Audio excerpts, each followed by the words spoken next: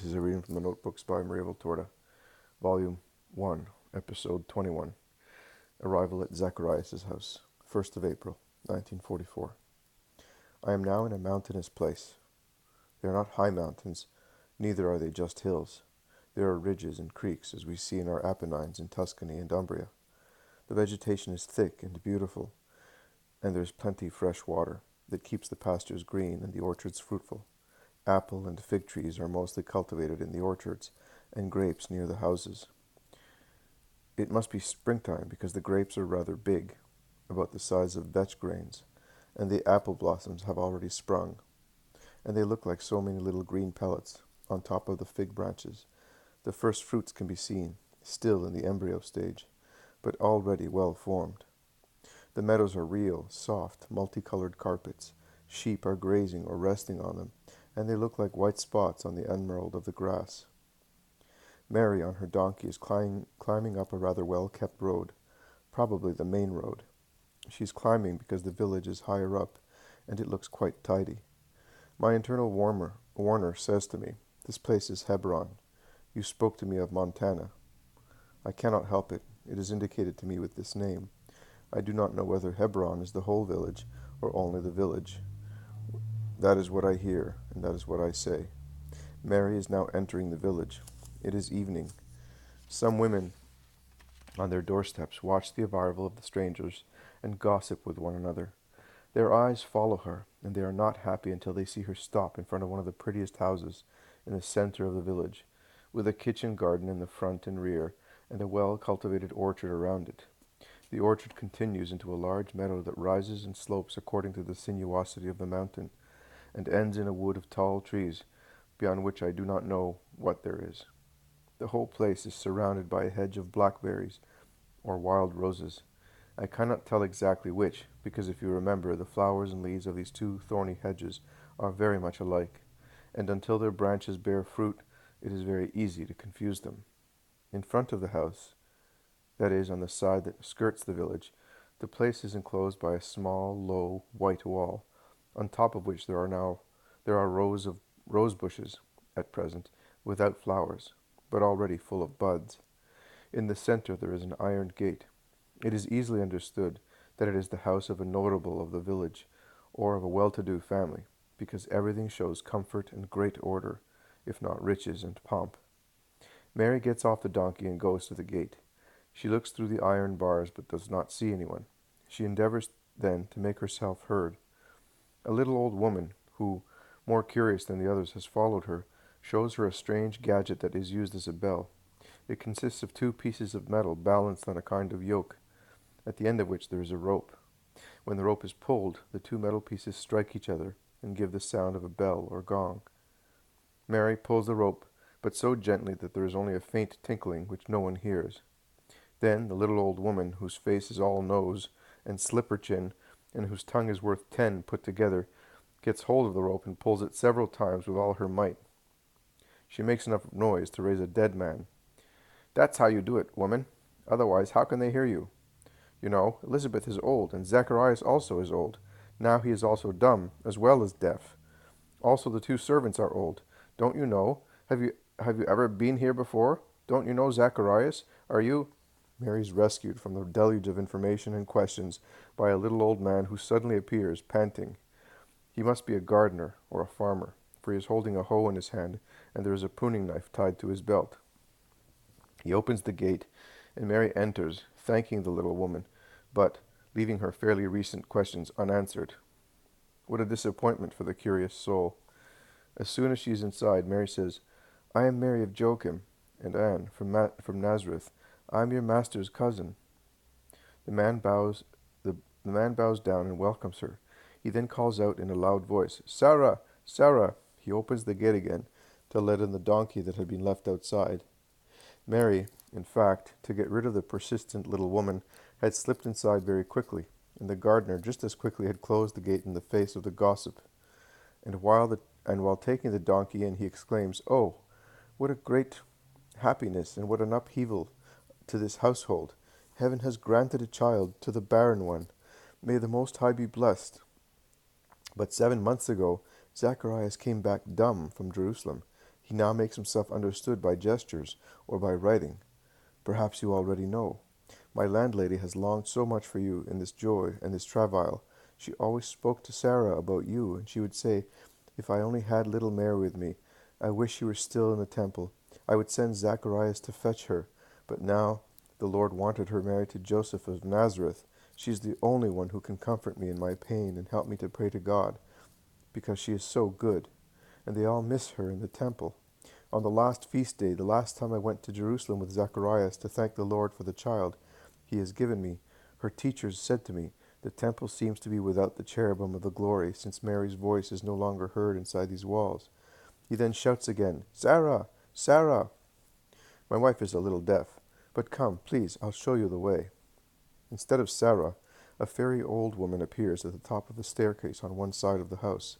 Her face is all wrinkles, and her hair is very gray.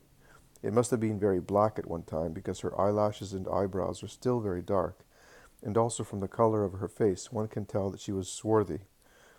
Her present, very obvious pregnant condition is a strange contradiction to her evident old age. Notwithstanding her wide and loose dress, she looks down, shading her eyes with her hand. As soon as she recognizes Mary, she raises her arms to the sky and utters an "Oh" of joy and surprise. She then rushes as fast as she can towards Mary. Also Mary, who always moves very quietly, now runs as swift as a little deer, and reaches the foot of the staircase at the same time as Elizabeth, and she embraces her with great affection, her cousin who is crying with joy at seeing her. They remain embraced for an instant, and then Elizabeth detaches herself, exclaiming, "Ah!" an exclamation of mingled joy and sorrow, and she places her hands on her enlarged abdomen. She bows her face and turns red and pale alternately. Mary and the servant hold out their hands to support her, because she staggers, as if she were unwell. But Elizabeth, after a moment of concentration, lifts her face, which is now so bright that she looks much younger. She then looks at Mary with evident veneration, as if she sees an angel. She bows in a deep salutation, exclaiming, "You are blessed amongst all women. Blessed is the fruit of your womb." She says exactly that. Two clearly separate sentences. How did I deserve that the mother of my Lord should come to me, your servant? There, at the sound of your voice, the child leaped out of joy in my womb, and when I embraced you, the Spirit of the Lord whispered deepest truths to my heart. You are blessed, because you believed that it was possible for God also what does not appear possible to the human mind. You are blessed, because by your faith you will accomplish the things the Lord predicted to you, and the prophets foretold for our times. You are blessed for the salvation you have brought to the house of Jacob. You are blessed for the holiness you have brought to my Son, whom I feel leaping with joy, like a happy little kid in my womb, because he feels free from the burden of guilt, and is called to be the predecessor, sanctified before redemption by the Holy One who is growing within you. Mary, with two tears that run down like two pearls from her sparkling eyes to her smiling lips, with her face raised to heaven, and also her arms raised up, in the attitude that her Jesus will take so often, exclaims, "My soul proclaims the greatness of the Lord." And she continues the canticle as it has been handed down to us. At the end, at the verse, "He has come to the help of Israel, his servant," she puts her hands on her breast, kneels down, stooping to the ground, adoring God. The servant, who quite wisely had disappeared when he realized that Elizabeth was not really physically unwell, on the contrary, she was confiding her thoughts to Mary, is now coming back from the orchard with a solemn old man, whose hair and beard are completely white, and who greets Mary from a distance with great gestures and loud guttural sounds. "Zacharias is arriving," says Elizabeth, touching the shoulder of Mary, engrossed in prayer. "My Zacharias is dumb. God has punished him because he did not believe. I will tell you later. But now I hope that God will forgive him, because you have come, you, full of grace." Mary rises and goes to meet Zacharias. She stoops to the ground in front of him, kissing the hem of his white robe that reaches down to the ground. It is a very wide robe, held tight to the waist by a large embroidered braid. Zacharias welcomes Mary by gestures, and they both move toward Elizabeth. They all enter a room on the ground floor. It is a wide room, tastefully arranged, where they make Mary sit down, and they offer her some new milk. There is still foam on it, and some small cakes. Elizabeth gives some orders to the maidservant who has appeared at last, her hands still covered with flour, and her hair whiter than usually because of the flour dust on it. Perhaps she was baking bread. She gives orders also to the male servant, whose name I hear is Samuel, and tells him to take Mary's trunk to a room which she indicates to him. She thus fulfills her duties of a landlady towards her guest. In the meantime, Mary is replying to the questions Zacharias is asking her, writing them on a wax tablet with a style. From her answers, I understand that he is asking her about Joseph and her married life with him. I also understand that Zacharias has been denied all supernatural light about Mary's state and her condition of the mother of the Messiah.